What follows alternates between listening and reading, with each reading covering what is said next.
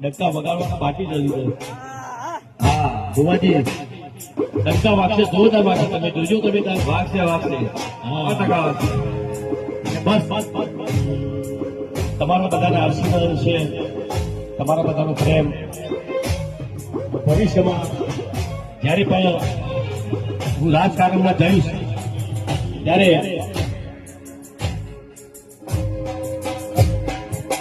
ભગવાન માતાજીએ બહુ આપ્યું છે, તમે બધાએ બહુ આપ્યું છે મને.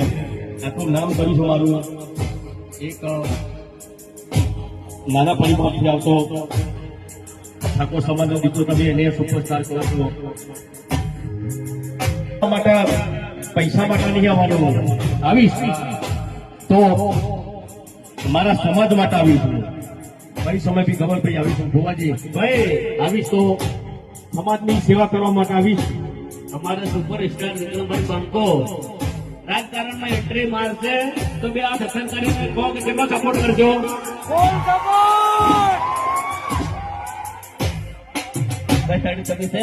થોડી જલ્દી તૈયારી કરી. મને ખબર છે, કારણ કે રાજકારણમાં એક સારા માણસની જરૂર છે. અને તમે બધા મને ઓળખો છો, હું કેવું માણસ છું. મારા જેવા માણસની જરૂર છે રાજકારણમાં, મને ખબર છે.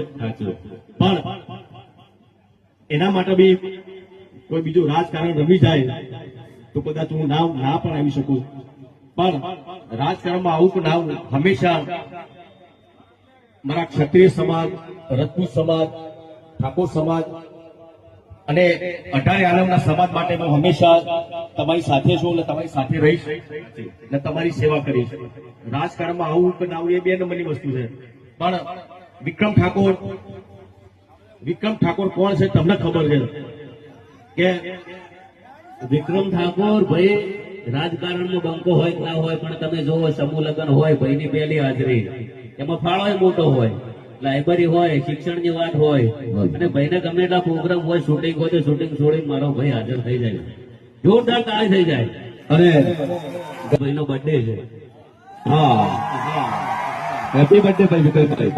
ખૂબ પ્રગતિ કરો, ખૂબ આગળ વધો જીવનની અંદર. અને મારા જન્મ દિવસે અહીંયા આવવાનો મને મોકો મળ્યો. માતાજીના દર્શન થયા, ભુવાજીના દર્શન થયા, આપ લોકોના દર્શન થયા, એટલે મારો બર્થડે જોરદાર થઈ ગયો. ભાઈ પહેલી વખત અમે ગયા ને તારે ભાઈએ ના નથી પાડી, પ્રોગ્રામ જોરદાર કર્યો હતો. અને ભાઈનો અત્યારે વઘાર ગામમાં બીજો પ્રોગ્રામ. આ પાવન ધરતીની અંદર બધા કલાકારો આવે છે અને ખૂબ સારા સરકાર તમારો બધાનો મળેલો છે. અને ભાઈ તો કોઈ જગ્યાએ ના પાડી નથી. હજી તો મારા ઘરે 17 વર્ષથી રમેલબાજી છે ને ભાઈની હાજરી ભાઈ કહે તારીખ લઈને લઈશું. હવે ભાઈ તમે કયો ગમે ત્યારે હાજર રહીશ. હા હજી બાજી છે. એકવાર વધારી દો ભાઈ, જોરદાર હોય. તાળીઓ પાડો ભાઈ, વિક્રમભાઈ પાડે. હા